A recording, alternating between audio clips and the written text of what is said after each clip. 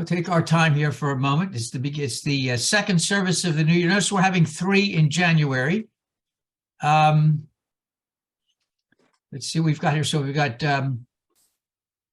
up there in the corner is a younger version of Siddhartha, the Buddha,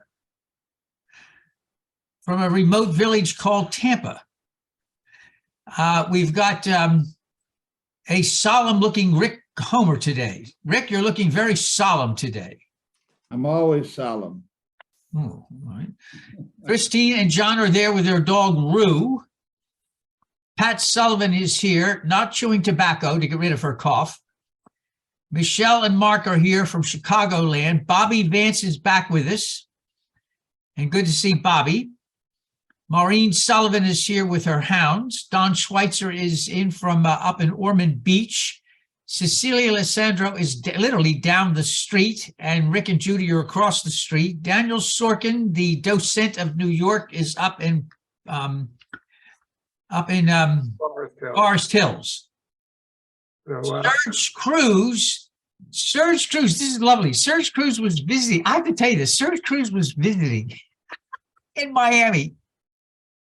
And in 30 minutes, going from Sedona to Cottonwood, in 30 minutes, he goes through a forest, sees a lovely desert, beautiful red mountains. 30 minutes here, he got stuck bumper to bumper traffic on his way to up to Boca, could move, almost got run off the road twice, and got about 1 mile. He said it was so nice to visit. He's glad where he lives. As soon as he gets back, it's absolutely beautiful. So Serge is, yes. Hal and Linda are from Port Orange. Cindy and Larry are from Port Orange. Kay Schweitzer is 10 miles west of Merritt Island. So good morning, good morning, good morning. We may have a couple of more people coming in. We'll wait a couple of more minutes to see how everybody is. By the way, Chris Diaz has made it is. I am not. All my Miami time was spent with the kiddies. Yes. All right. Chris Diaz is here from Northern Miami. Wait a couple of more minutes. Here. There's Chris right there. Good morning, Chris. And book club started again. It was or full swing now. Let me remind everybody, book club is in full swing. Maureen, he has millions of nieces and nephews. Millions.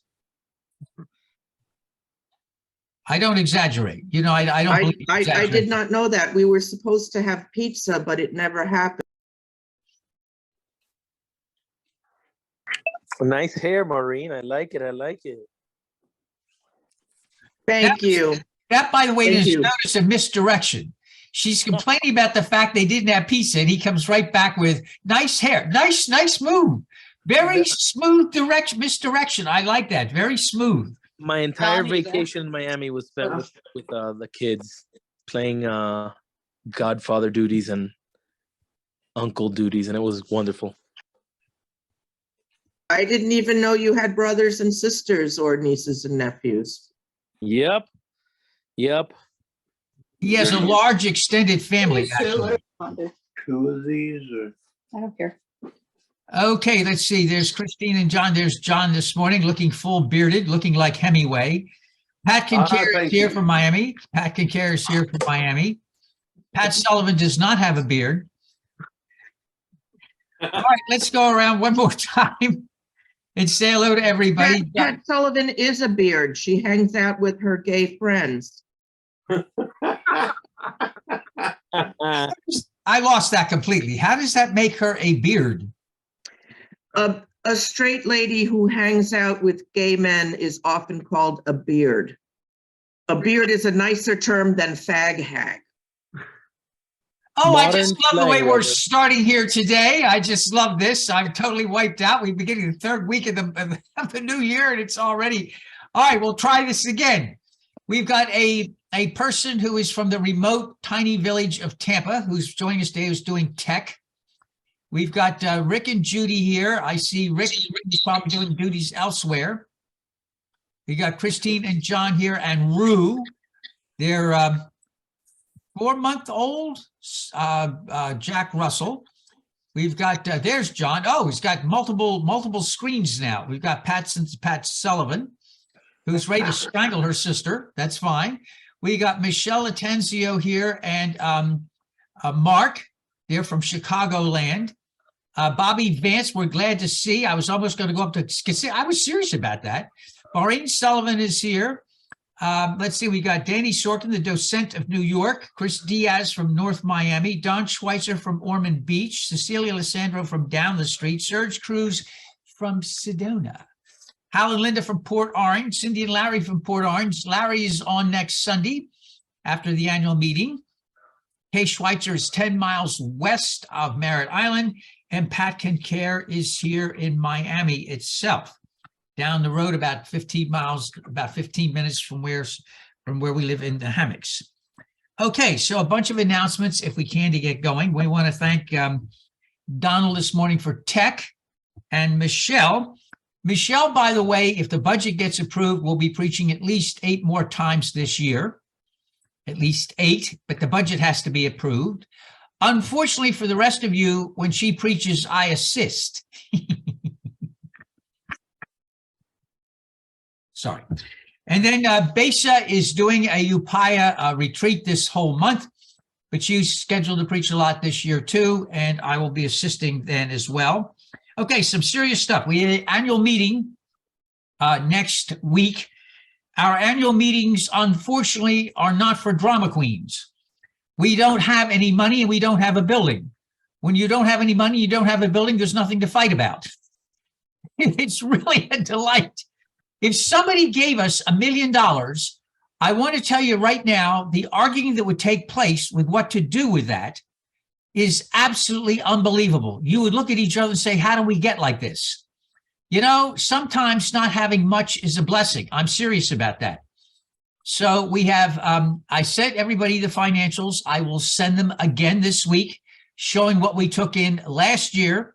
What we're looking this year at our proposed budget is a few hundreds less than what we took in 2022. Okay, then you're going to see a board officers. We have room for one more if somebody wants to volunteer, talk to me about being a member at large. We've got Serge and Rick and Cecilia and Angie and Nick and Samantha. We have room for one more member at large if they wish. And that's it. And then following that, we have a service. And Larry Deach, who many of you have not heard yet, is a riot and a delight. And he will be on next Sunday, a short service after the meeting. Okay. Let me just remind everybody that as we begin, we are totally reliant upon voluntary giving. And just let me say that gently and kindly. We have no endowment. We have nobody who is extraordinarily wealthy who has piles of money to give us every month. So whatever you can, whenever you can, is what keeps us going. Now, finally, one thing that is really funny, and I share this with you. This is really extraordinary. One of our members was up one night and got plagued by a whole bunch of different thoughts. So she sent me things that keep me up at night. It was the funniest, most outrageous paragraph of stuff.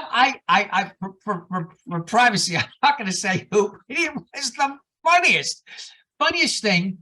And as I said, Michelle started off today wanting to know why the moon didn't yodel. So I'm just saying this: if you ever have something funny, put it down to me, send it to me. Things that keep me up at night, and what I can do is make a collage of these. And we can have some time at some point where we can just share what drives all of us nuts in the wee hours of the morning. It will be a riot. So just remember that, kind of think that out loud. Coming up in March, I'll be getting together with Maureen, and don't forget we have a blessing of the animals. Whatever that may be, that does not include your significant others. Thank you. We're talking about four-legged creatures and maybe parrots. I hadn't thought about that, parrots, but this does not include Homo sapiens. Thank you. All right. Memorial candle. Those of you who have a memorial candle to take it out. We have overnight a terrible, terrible shooting in Monterey Park, California. At least 10 people are dead. The town is heavily Asian, and I don't know the ethnicity of the people that have been murdered, but the killer is still at large. So the trauma of the whole people, not only those who died, but their families and it's a very peaceful town, will be extensive and long-lived. We ask you to remember them and to continue to remember the innocents that were just exploded in an apartment in Ukraine. Hindu thought argues that in the end, as we discussed in my class this week, everybody's inner and outer divine will become one. However, your behavior has consequences.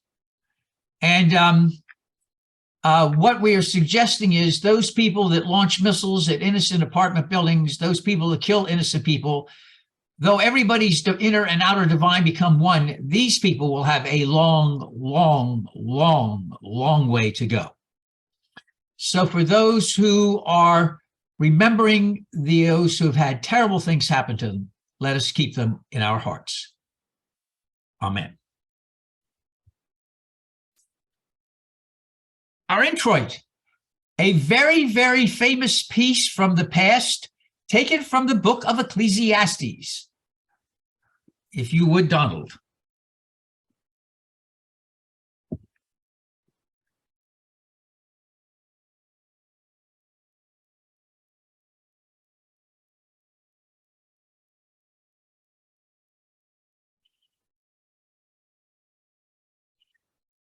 We welcome Gail and Tom this morning as well, also from Port Orange. A comment about the last song from the Byrds. Every so often I'll have a couple ask me to read that at their wedding, and people are surprised to know it's in the Bible. They only know that passage from hearing it having sung by the Byrds. Our call to worship this morning, I'll ask if you would read with me, for those of you who wish. We are blessed. We are blessed to be here. We are blessed to be here together. Holy wisdom, soaring power, encompass us with wings unfurled, and carry us, encircling all above, below, and through the world. And for those who can, if they would stay together with me, God of many names and one abundant love, may our very breath remind us of the promises and possibilities of this sacred season. Let us draw strength from those who have gone before us, from those who survived the unimaginable, from those who are strengthened by their conscious connections to earth itself. Help us to recognize the sacred in each other, that we might work together and make ourselves whole. Amen. Our first reading this morning is from the book of the prophet Isaiah. The book of Isaiah is divided into three parts. The first part was written somewhere around 2,700 years ago during the time of Hezekiah. This prophet was born and raised in Jerusalem, and this is what he writes. But there will be no gloom for those who are in anguish. In the former time, he brought into contempt the land of Zebulun and the land of Naphtali. But in the latter time, he will make glorious the way of the sea, the land beyond the Jordan, Galilee of the nations. The people who walked in darkness have seen a great light. Those who have lived in a land of deep darkness, on them light has shined. You have multiplied the nation, you have increased its joy. They rejoice before you as with joy at the harvest, as people exult when dividing plunder. For the yoke of their burden and the bar across their shoulders, the rod of the oppressor you have broken, as on the day of Midian.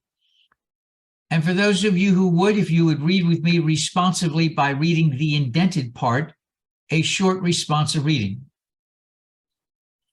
The old you buzzes around your skull like a bee in the kitchen window. Don't swat it. Be kind. We must hope that our current selves will one day step aside to make room for better versions of us. Shuttle the old you outside in a mason jar. Let it climb into the lilac, into the sun. And another reading. We begin with the ground, with earth, roots, caves, safety. We begin with breath, with rest, with creation, with clay. We begin at the beginning, which is possibly the middle or even the end, but definitely not the sky. We will start with a burial, a ceremony of digging in. We begin on the inside, pure hermit mode, an exploration of our inner landscapes, our body gardens. Where have you been hiding? Are you finally, fully lost? A very interesting reading by Alex. Today's share is called Dreaming into the Dark. Dreaming into the dark means flying like an eagle into the spirit world in search of meaning and wisdom and healing. What is coming to you in your dreams, in the waking times, in the middle of the night? This is the dream time, the time of gestation and potential and shaping the future patterns in our lives. What do we want to grow? What do we want to develop? This isn't a pruning time, that's late fall. Can we look back over our lives in the past year and further and see our trajectory of growth? Can we consider what things we want to grow in our lives, what aspects of ourselves we want to lift up and develop further? For a moment, consider a tree, either in your imagination or outside your window. I have a Virginia redbud outside my window right now. And see if you can sense or see evidence of growth or decay within, new tendrils or root rot. Human beings are like trees too, as we have the potential for growth, and it can also be a potential for decay, growing towards a goal or regressing into rot. Like eggs in an incubator or plant seedlings in a nursery or greenhouse, we have to carefully tend to this new life. Provide nourishment and protection, air and light and warmth in order for them to thrive, not just survive. We have the same needs and the unique ability to plan for our growth. It's the turning of a new year, which is a natural time to consider these things. In a way, New Year's resolutions are like this. People are looking into the future and making decisions based on what they see and what they're trying to call into being. January is also a month for prophecy and prophets. Consider whom we lift up this month, from the wise men visiting the child on Epiphany to Martin Luther King Day, and the liturgical readings in this cycle from ancient prophets like Isaiah and words from John the Baptist. The reading today from the book of Isaiah reminds us that light will come to those who have lived and moved in darkness for a long time. If we keep faith and have belief in the wisdom and the goodness of God, the writer tells us that the yoke of burden will be broken and the people will exult in gladness. Our modern prophet, Reverend Dr. Martin Luther King Jr., told us that we will overcome because the arc of the moral universe is long, but it bends towards justice. City kids. This is a time for us to dream prophetically, time to declare our prophetic voice individually and collectively. What are we being called to do by the prophets of then, by the prophets of now, by ourselves? What are we calling into being on the rising energy of the sun? The lunar and lunisolar festivals of this season emphasize this call to renewal as well. January 22nd was Chinese New Year, and this year is the year of the rabbit. East Asian peoples of many cultures celebrate at this time, and their celebrations focus on family togetherness and calling in luck and prosperity for the new year, a kind of prophecy. Rabbit years are said to be rooted in kindness, empathy, patience, creativity, art, and hope. I could think of few things that the world, and indeed myself, needs more of right now than all of the above. So how do we do these things? How do we call these prophecies into being? How do we materialize our dreams into realities? Well, our readings today from Reverend Klingenberg, and from poet Jared Anderson show us some ways to do these things.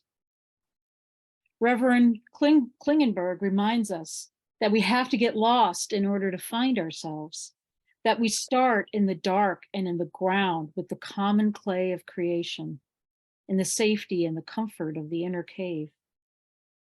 She suggests that it is only then, in the womb and the tomb, in pure hermit mode, that we can begin this process. Indeed, both tombs and wombs are the same fertile ground for growth. It is the liminal place where transformation happens, the crucible of life. The reading from Jared Anderson reminds us that there is wisdom in the evolution of self and in being kind to ourselves as we evolve. We can bring light to our earlier selves by carrying those pieces into the light of the world and letting them go kindly on their way. Can we extend this compassion to ourselves? Can we extend this compassion to others too, to the earlier forms of themselves? All healing requires light and air. Considering the qualities of the year of the rabbit, perhaps this is a good year to embark on this work. We have to be pointed in the right direction to grow into our dreams. Who do we aspire to become?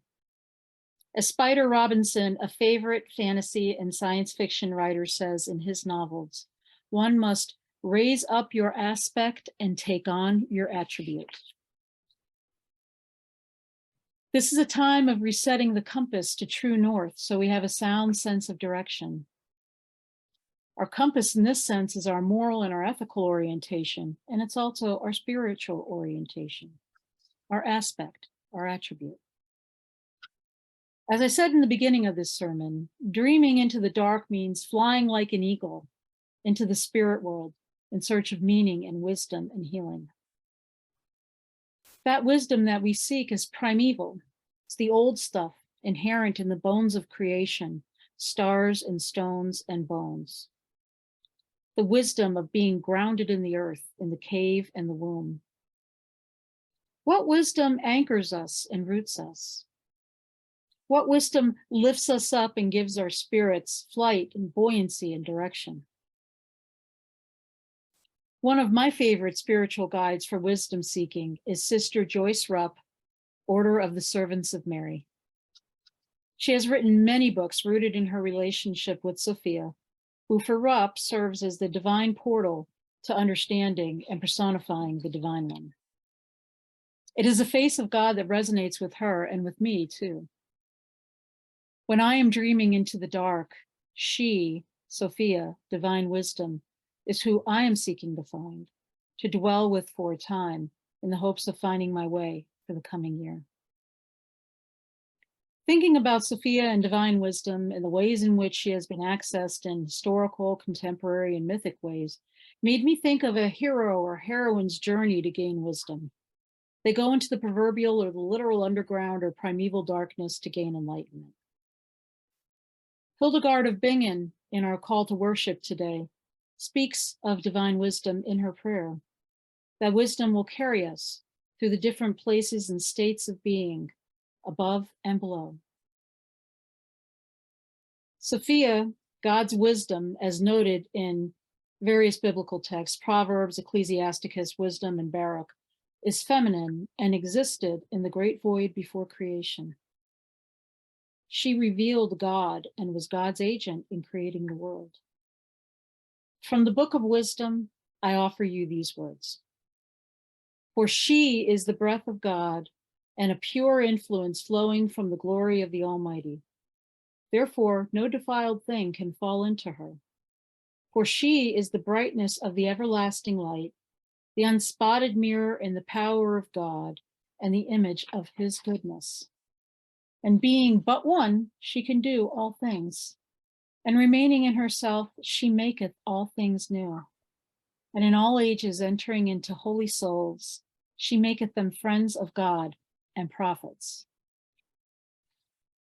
My prayer for all of us in this blessed new year, however we may celebrate it, is that we dream widely and deeply, that we embrace and let go of the pieces of ourselves that we have outgrown with kindness and with empathy, that we raise up our aspects and take on our attributes, such as they are, and nourish ourselves spiritually, emotionally, and physically, so that we can be ready to emerge in the coming spring.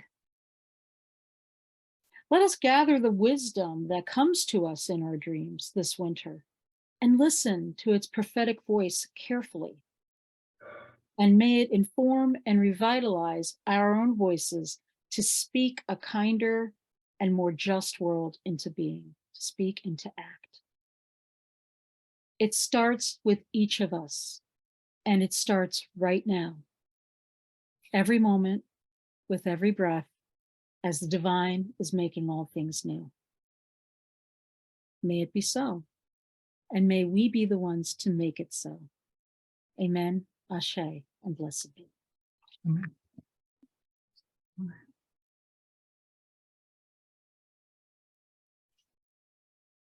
As we begin the new year, we begin with an interesting request. You'll see the name Jasmine here. Yasmin was a student of mine, and she has a baby, and she has a husband who's an atheist, and a best friend who is Muslim. And she said, I want to baptize my baby, but can I? I said, why not? She says, my husband's an atheist. I said, so what? She says, half the congregation is. She said, well, what about a Muslim? I said, so what? We got them too. What's the issue? And she smiled. She said, can I join you guys for a service? We go back then to something deep, deep within our species. Bread, simple bread that was offered in the very beginning in Anatolia. Bread to everyone that was a stranger, everybody that needed a welcome, a hug and warmth. We offer a simple cup. In ancient times, very diluted wine, and we offered them to the stranger, those in need of love, those in need of being, those who wish to be accepted and cared for. And that's the way we begin this year and every service, welcoming everyone in a symbolic act of bread and cup. And then, as is typical our fashion, we say the following, even from the wisdom of Winnie the Pooh. And I'll ask you to repeat after me. Promise me you'll remember. You are braver than you believe, stronger than you seem, and smarter than you think. God didn't promise days without pain, laughter without sorrows, sun without rain, and altogether, but the divine did promise strength for the day, comfort for the tears, and light for the way.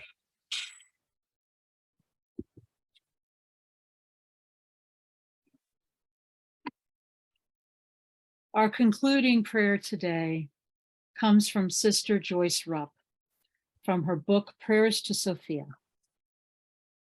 Delight of my heart, I grow ever more grateful as I pause to look over my shoulder, reflecting on days gone by, seeing how your counsel never leaves me. Perhaps it is the terribly clean dawn sweeping over the January land that gifts my heart with a strong sense of hope, promise of blessing. Somewhere far down inside, I feel cherished and welcomed by you. I believe you are drawing me ever closer with the whisper of come in the air. Eternal presence, all afire in me. You breathe upon my embers, they glow. Your ever-reaching love holds me as I learn again to not be afraid. Just as the light has given me morning, so you, Holy One, have given me hope. Praise to you for drawing me forward, encouraging me to bid farewell to the past. Continue to blow on the embers, light the fire again and again, flame it bright and full. Gift me with surrender in love so that I can be more fully yours. Amen. And now may the road rise to meet you. May the wind be always at your back. May the sun shine warm upon your face. May the rains fall softly upon your fields. And when we meet again, may the divine in me greet and embrace the divine in you. Go in peace. Amen. And before we leave, let me say hello to everybody again. We've got Donald Grimmy over in that remote area of Florida called Tampa. You've got John and Christine with their hound Rue. We've got Michelle and Mark in Chicagoland. We've got Judy and Rick there, Maureen across the way, Pat Sullivan in New York, Harry and Bobby Vance in Kissimmee, Gail and Tom in Port Orange, Hal and Linda in Port Orange, Jasmine in Miami. And remember Jasmine's little baby, if you would. Chris Diaz in North Miami, Daniel Sorkin in New York, the Docent of New York, Donald Schweitzer in Ormond Beach, Cecilia Alessandro here in Miami, Cindy Deitch and Larry Deitch in Port Orange, Kay Schweitzer 10 miles west of Merritt Island, Pat Kincare here in Miami, and Serge Cruz in Sedona. Yes, yes, yes. Blessings, blessings to you all. We see you next week again, and glad to see you all. Keep in touch. And remember, if you can, that famous thing that happened, that I asked you, we'll make a collage of this. Things that keep me up at night. That email I got.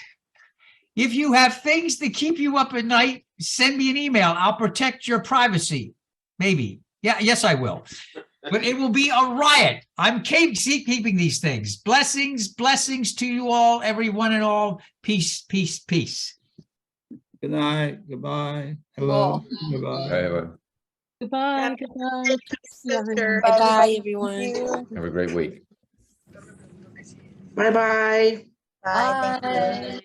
Be well. Bye, Yasmin. Welcome. Welcome to you and your precious baby. Everybody, have a good week. Have a good week, Daniel. Thank you. You too. Happy birthday. Let's see. That's Thank you. Thank you. Maureen turned 95. Blessings on her. Yes. In this I'm older life. than you, bro. Bye.